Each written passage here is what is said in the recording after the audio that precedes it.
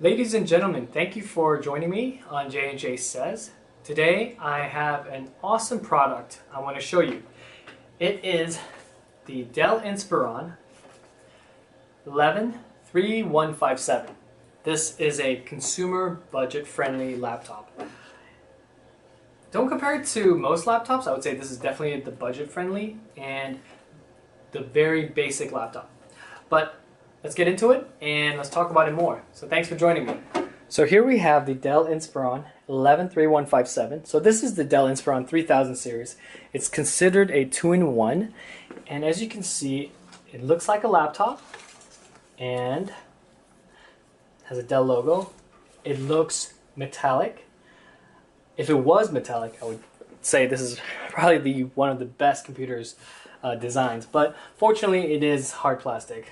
This is all plastic, but I don't want to just say plastic. It actually is like the better plastic on the market. I mean, even these keyboard feels great. I mean, there's 2-in-1s for about $200. I mean, these are the $200 price range. You know, previously they were netbooks, but now I guess they want to just call them 2-in-1s. They're pretty similar to what we used to call netbooks a couple of years ago, but now we call these 2-in-1s because they have, I guess, more functionality, and because the 2-in-1 means obviously tablet and laptop, but essentially it is a laptop. So what's so special?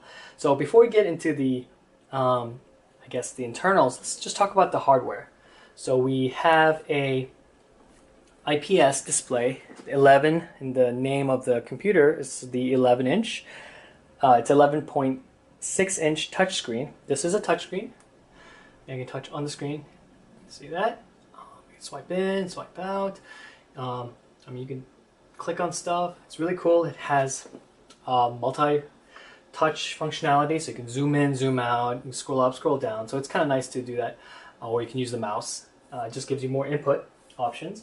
So inside, well, we'll get to the inside, sorry.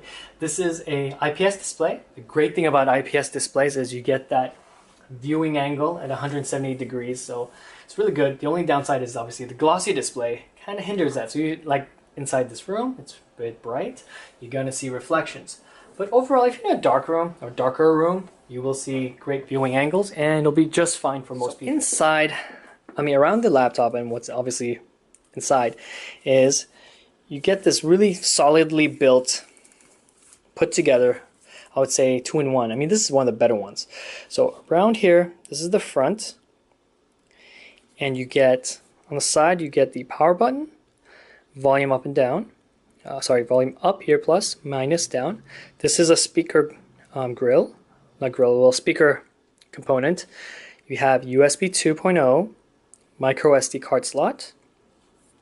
On the back, I believe this is ventilation. So it's kind of cool they actually built ventilation into it, so it helps with keeping it cool. And we have the power jack. You have the full HDMI, which is awesome. I'm really not a fan of those micro HDMI ports because you have to get those converters. And you have 2 USB 3, which is great. So, you know, I just wonder why they still have USB 2, but it's great to have USB 3, especially 2 of them. And you have the headphone jack and another speaker grill. So it's really cool that they have the speaker grill visible, and it looks really nice. And the sound is pretty strong. I mean, it sounds great. I mean, it's not the best, not the worst, but it's good. And on the back, the hinges, you got one here and you got one here. These feel like metal. So I'm guessing they are metal, and it's good because you want something to, you know, to last long, especially from Dell. It's nice that Dell actually puts the effort to make great products physically, and especially the hardware. And when they put stuff together, it feels really good. Under here, they put this plastic thing. I'm sure I can just pull it out, but it's nice to have it as an extra protection. Okay, by default, the F keys are, you have to push FN, and then you can use the F keys. But this is pretty cool that by default these function buttons work, and the FN is secondary. So F1, F2, F3 to F12 are the secondary buttons. And this has a pretty bright display compared to others, I would say, on the market. And you can go all the way back, so the 2-in-1 functionality comes in here. So you can go all the way around, so it becomes like a tablet, I would say. So obviously keys are not going to work in tablet mode, but the thing in tablet, I mean, Windows 10 doesn't feel like it's built around tablets, but it'll ask you, do you want to switch to tablet mode? Say yes, and your start buttons are going to appear up here. Okay, and then you have start menu, your apps. You can see it's very responsive. The touchscreen is really good. There's pretty much no lag, I feel, and I think I appreciate that.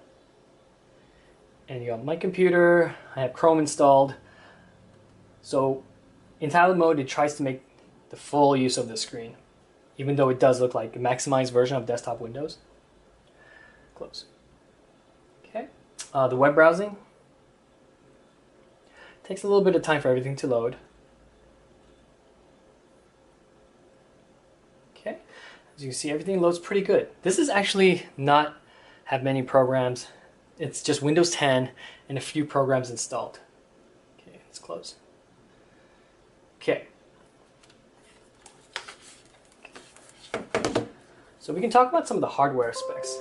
Okay, so let me go back into the normal mode, which is not tablet mode. So some quick things about the specs. This is rocking a Intel Celeron N3050. This is a dual-core chip. It does run at a base of 1.6 gigahertz to 2.16 gigahertz.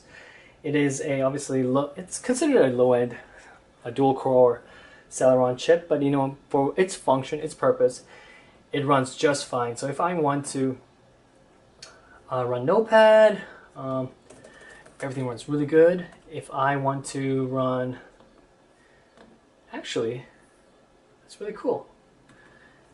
It knew I wanted to do quit, so Alt F4 worked. So I'm not sure, maybe it does interchangeably use the F keys when needed. It somehow figures it out, which is really cool. Look, Alt F4, shut down. But if I just do F4, or brightness up, brightness down, volume up, volume down, it knows that I want to use those functions. Okay, so that's great to know. Actually, I wish I knew that before. It is you can see everything opening up pretty good. You can use 2 fingers on the mouse and it runs just fine. Let's see. If you want to install Office, you can. If you want to install any other Word or document editing program like LibreOffice or OpenOffice, it runs just fine. I don't notice anything that I want more speed. I mean, it'd be nice, but I mean, everything loads pretty good. I mean, here we have WordPad just open up really quick. So it is running Windows 10 Home. It's a 64-bit edition, and it is it has 30. Okay, so let's go over the RAM. RAM is 2 gigabytes of RAM. It has Bluetooth 4.0, Wi-Fi BGN, which is pretty much Wi-Fi will work in general, and it doesn't feel slow. It feels pretty good. Obviously, it doesn't have any LAN ports, so don't expect to plug in any cables unless you have a converter to USB. Okay, so I'm coming back to the space because that's one of the downsides, I think, of 2-in-1 computers or netbooks if they have 32 gigabytes of storage. Like this one, it came with 32 gigabytes of storage. So as you can see, everything loads pretty well. So I'm not feeling like this is slow. The Celeron processor is too slow. So for basic tasks, this should be adequate. So it comes with 32 gigabytes of space. Honestly, most of that feels like it's been taken up by Windows, and there's not much bloatware in here. I mean, the good thing with Dell is it doesn't come with too much bloatware. And it has 32 gigabytes of storage, and it feels there's not really much room to work with. So if you're going to do general tasks, Word editing, Excel files, and web browsing, you'll be fine because it runs fine. But if you plan to do a lot of photos and storing photos, expect to get external storage. So for me to update, so here's the one thing I had to do. For me to update the Windows 10 to get the anniversary update or just updating it in general, if it's a big file, you're gonna have to use this good old USB stick or a external storage hard drive or so forth. You can designate where you want to store the files, and you're gonna have to use that.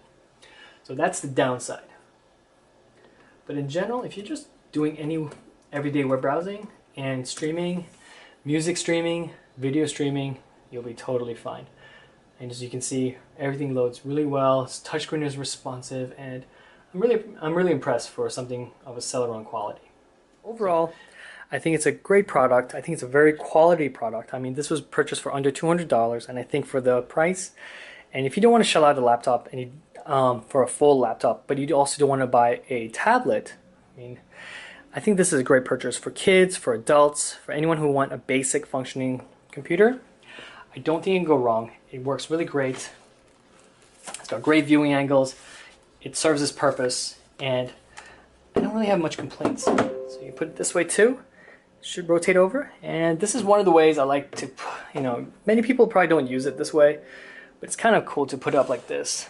It just makes it sturdier, but in general, most people who use this computer are going to use it like this. Okay guys, thank you for watching, and I appreciate your feedback. So if you'd like to watch more videos, stay tuned and subscribe to my channel. Thanks guys, bye.